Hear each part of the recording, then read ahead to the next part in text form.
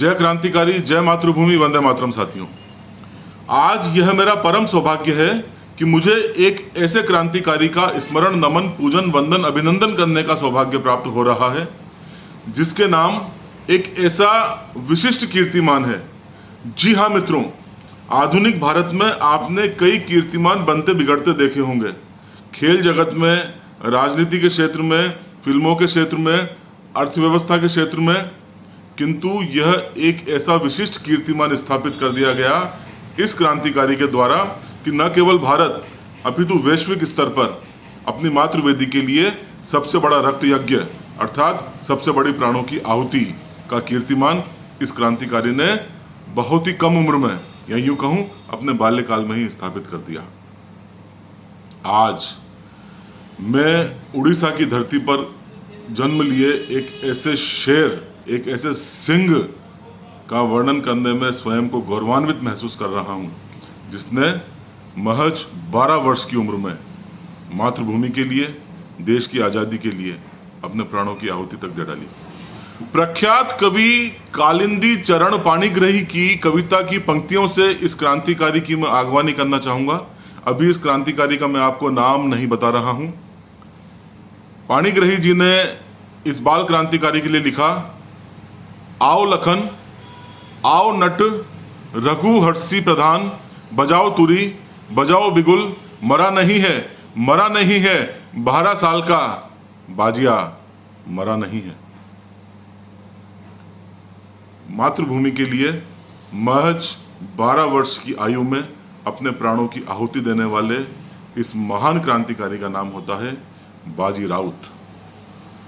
बाजी राउत, जिनका जन्म उड़ीसा के नीलकंठपुर ग्राम में, डेरा बीच ब्लॉक, जिला केंद्रापाड़ा, जो कि उस दौर में ढेंकानाल स्टेट का एक हिस्सा हुआ करता था, वहाँ पर हुआ। पिता का नाम हरि राउत। बहुत ही, वैसे तो ये खुद ही बाल्यकाल में इन्होंने अपने प्राणों की आहुति दी, लेकिन बिल्कुल अल्पायु में ही, जब बिल्कुल शिशु अवस्था में थे बाजी राउत, उस समय ही इनके पिता का प्राणांत हो गया, उनका देहांत हो गया। इनकी माँ ने घर घर जाकर कार्य किया एवं जैसे तैसे अपने संतानों का पालन पोषण किया। एक ऐसे माहौल में पला बड़ा यह बाल क्रांतिकारी। तात्कालिक ढेंकानाल स्टेट के बारे में यदि मैं आपको बताऊं, यहाँ के राजा हुआ करते थे शंकर प्रताप सिंह देव। यह अपनी प्रजा से, अपनी रियाया से येन केन प्रकारन, जिसे कहते हैं कि उस दौर के स्टेट के जो राजा हुआ करते थे, रियासतों के जो राजा हुआ करते थे, अधिकांश रक्त पिपासु हुआ करते थे। ये अपनी प्रजा से येन केन प्रकारन लगान वसूलना, इन पर अत्याचार करना, इन पर शोषण करने के लिए कुख्यात हुआ करते थे। इस स्टेट का ये राजा भी इसी अपने कुकृत्यों की वजह से कुख्यात था। अतः जनता में एक आक्रोश की स्थिति थी। साथ ही भारत अंग्रेजों की गुलामी में जकड़ा हुआ था।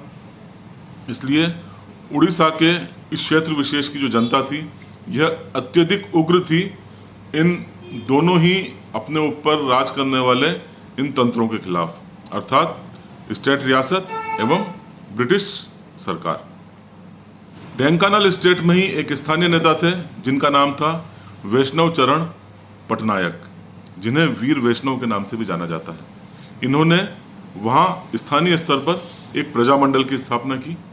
इस प्रजामंडल का यही उद्देश्य था कि येन केन प्रकारन प्रजा को, जनता को इन आक्रांताओं, इन दुष्ट स्टेट के राजा एवं ब्रिटिशर्स के अत्याचारों से मुक्ति दिलाई जाए। वीर वैष्णव ने इसी प्रजामंडल के अंतर्गत एक वानर सेना की भी स्थापना की। वानर सेना में छोटी उम्र के बच्चों को लिया जाता था ताकि छोटी ही उम्र में यह राष्ट्रभक्ति से प्रेरित होकर मातृभूमि की लड़ाई के लिए अपने आप को तैयार कर सकें। बाजी राउत भी इसी वानर सेना का एक अंग था, एक हिस्सा था। यह तो हुई एक पृष्ठभूमि, जिस पृष्ठभूमि में बाजी राउत ने अपने प्राणों की आहुति दी। अब चर्चा करते हैं उस घटना विशेष की जिसने बाजी राउत को महान क्रांतिकारी, महान बलिदानी बाजी राउत बनाया। 10 अक्टूबर सन 1938 तात्कालिक ब्रिटिश पुलिस ने कुछ लोगों को गिरफ्तार कर लिया एवं उन्हें भुवनेश्वर ले जाया गया, वहाँ पर थाने में ले जाया गया।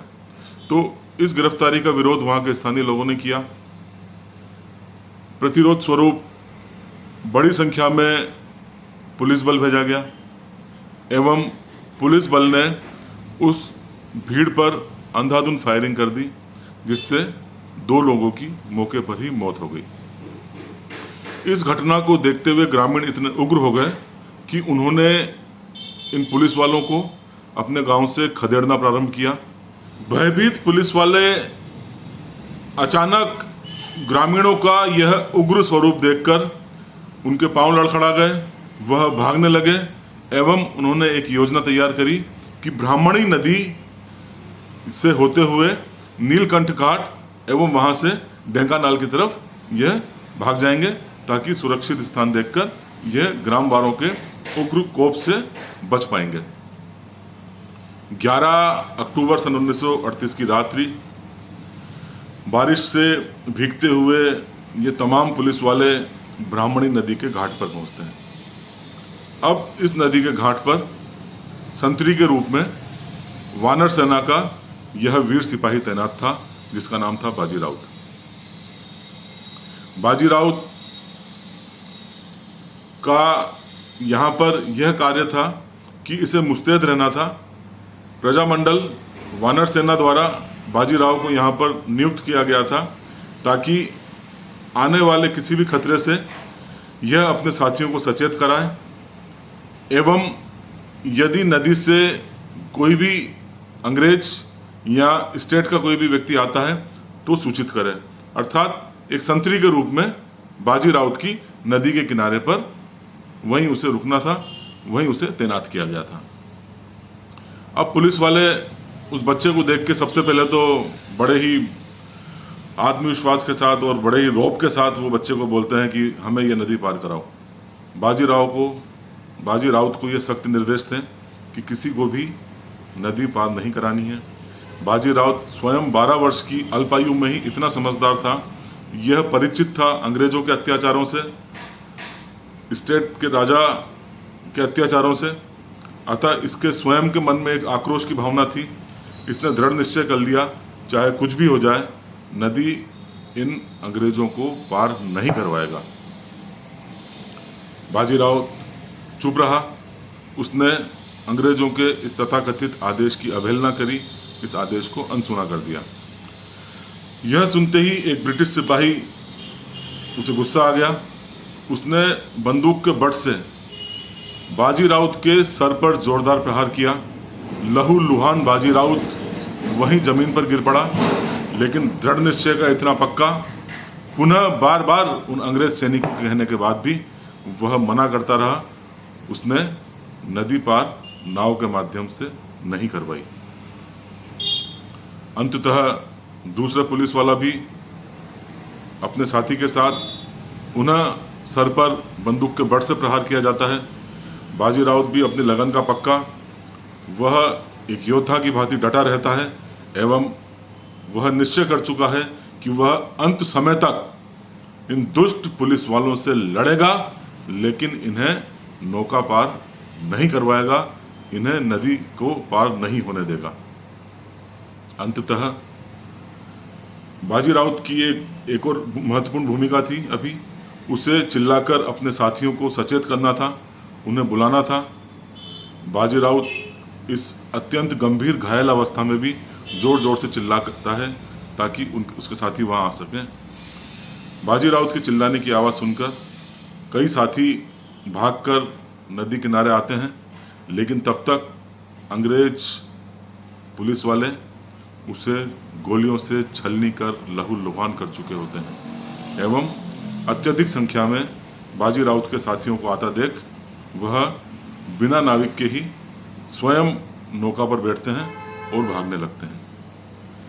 इस दौरान जैसे ही वह दुष्ट पुलिस वाले देखते हैं कि भीड़ का एक सैलाब उनकी तरफ आ रहा है, वह पुनः अंधाधुंध फायरिंग करना शुरू कर देते हैं। इस फायरिंग में बाजी राउत के साथी लक्ष्मण मलिक, नाता मलिक, फागू साहू एवं हर्षी प्रधान ये वहीं इन पुलिस वालों की गोली से दम तोड़ देते हैं। इस प्रकार इस भीषण नरसंहार में एक ऐसा माहौल तैयार कर दिया गया जिसने आने वाले दिनों में एक क्रांति का चिंगारी को मशाल एवं मशाल से प्रचंड ज्वाला में परिवर्तित कर दिया। एक ऐसा कीर्तिमान जो न भूतो न भविष्यति, 12 साल की एक छोटी सी उम्र, जब बच्चा अपने माता पिता से आइसक्रीम और चॉकलेट की मांग करता है। मैं जब 12 वर्ष की उम्र का था तो मेले में अपने पिताजी से खिलौनों की मांग करता था। क्या जज्बा था उस क्रांतिकारी का जिसने 12 वर्ष की उम्र में उस साहस का, उस अदम्य साहस का परिचय दे डाला, जिसने उसका नाम हमेशा हमेशा के लिए स्वर्णाक्षरों में अंकित कर दिया। मातृभूमि सेवा संस्था आज बाजी राउत की पुण्यतिथि पर उन्हें शत शत नमन करती है, वंदन करती है। वीरता की ये गाथा आप तक पहुंचाने का एक छोटा सा मैं माध्यम बना। मैं स्वयं को बहुत ज़्यादा गौरवान्वित महसूस करता हूं एक ऐसे अमर क्रांतिकारी की गाथा आप तक पहुंचाने में जिसका नाम होता है बाजी राउत। इन्हीं के साथ मैं अपने शब्दों को यहीं विराम देता हूं। वंदे मातरम, जय क्रांतिकारी, जय भारत, जय हिंद।